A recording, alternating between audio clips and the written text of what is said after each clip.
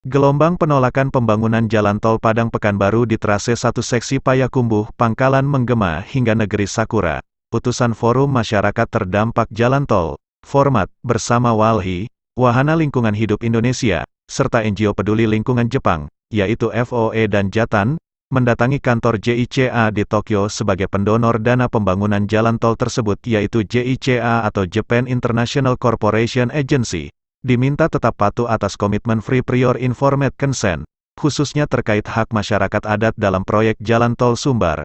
Sebab, lokasi pembangunan trase 1 seksi Payakumbuh Pangkalan akan berdampak terhadap harta pusako, pandam pakuburan, balai adat, rumah gadang milik dari sekitar 26 kaum pasukuan di 5 nagari yang akan terdampak dari pembangunan.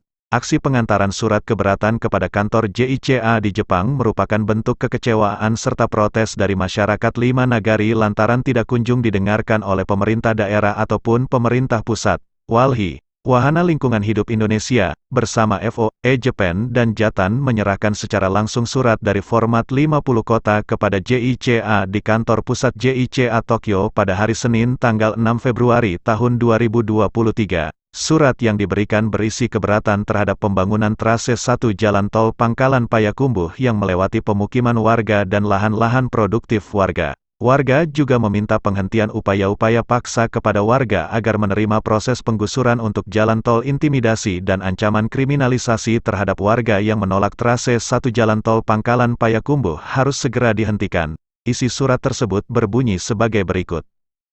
Bersama ini kami sampaikan bahwa proses pembebasan lahan yang dilakukan oleh pemerintah Indonesia khususnya Gubernur Sumatera Barat dan Bupati 50 Kota untuk seksi Payakumbuh Pangkalan yang melalui Kabupaten 50 Kota sudah memasuki tahap sosialisasi sejak 2020 yang lalu.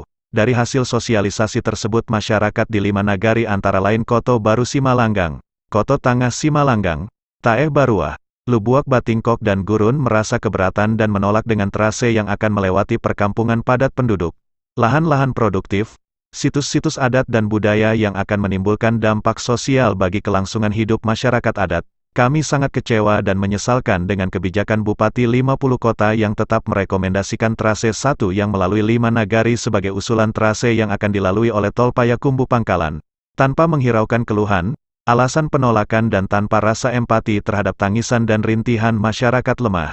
Tidak hanya itu, Bupati juga telah memaksa 5 wali nagari mencabut surat pernyataan sikap bersama wali nagari, Bamus dan kerapatan adat nagari tanggal 21 Agustus tahun 2022 yang berisi penolakan terhadap permintaan Setda 50 Kota untuk memfasilitasi HK dan JICA sosialisasi ulang di 5 nagari. Pencabutan surat pernyataan wali nagari tersebut tidak memiliki pengaruh apapun terhadap aspirasi masyarakat dan Ninik Mamak, pimpinan adat di Minang. Bahkan dengan langkah yang diambil oleh pemerintah kabupaten tersebut membuat masyarakat semakin solid dan membulatkan tekad untuk meminta pengalihan trase ke daerah lain. Tidak hanya itu, masyarakat juga sudah mengumpulkan tanda tangan penolakan sosialisasi karena masyarakat menganggap tidak perlu lagi dilakukan sosialisasi di 5 nagari mengingat sosialisasi sudah pernah dilakukan di tahun 2020 dan hasilnya masyarakat meminta pengalihan trase. Maka dari itu kami Forum Masyarakat Terdampak Jalan Tol Format 50 Kota bersama kerapatan adat nagari ke-5 nagari menyampaikan hal-hal sebagai berikut. 1. Meminta dengan hormat kepada JICA untuk tidak berinvestasi di proyek tol yang berdampak kepada rusaknya tatanan sosial budaya masyarakat khususnya di trase 1 yang melewati 5 nagari, karena sejak awal masyarakat sudah mengajukan keberatan namun tidak pernah ditanggapi oleh pemerintah daerah. 2. Alasan JICA tentang efisiensi dan efektivitas jalan tol mempertimbangkan perbedaan jarak dan waktu tempuh masing-masing trase, bukanlah alasan yang kuat untuk memaksakan pilihan trase berada di trase 1 yang sudah mengalami penolakan warga. JICA dan pemerintah masih punya berbagai alternatif 2 dan alternatif 3, sementara masyarakat terdampak mereka sudah terjepit. Pusako tinggi, tanah komunal, adalah satu-satunya identitas yang masih dipertahankan dan terancam hilang jika jalan tol membelah perkampungan 5 nagari. 3. Pernyataan sikap wali nagari dan Bamus yang telah disampaikan oleh pemerintah daerah Kabupaten 50 Kota dan diteruskan oleh Gubernur Sumatera Barat, tidak mewakili aspirasi masyarakat di tingkat tapak. Kerapatan adat nagari bersama anak kemenakan dan masyarakat telah mempertegas kembali penolakan keberatan dengan trase tol melalui permukiman, lahan produktif, tempat ibadah, situs-situs adat dan pusako tinggi. 4. Meminta JICA agar tetap memegang teguh prinsip dan nilai-nilainya sendiri yang selalu menghargai dan menjunjung tinggi HAM dan menghormati adat dan budaya masyarakat Indonesia. Karena pengalaman pahit PLTA Koto Panjang masih menjadi luka yang mendalam bagi nagari terdampak hingga hari ini. Dan kami berharap kisah tersebut tidak terulang lagi di 5 nagari yang saat ini masih berjuang untuk pengalihan trase.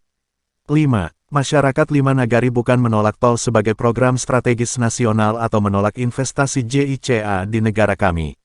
Namun kami hanya meminta pengalihan trase tol dari nagari kami ke daerah lain yang tidak melewati permukiman dan tidak menimbulkan permasalahan sosial yang besar.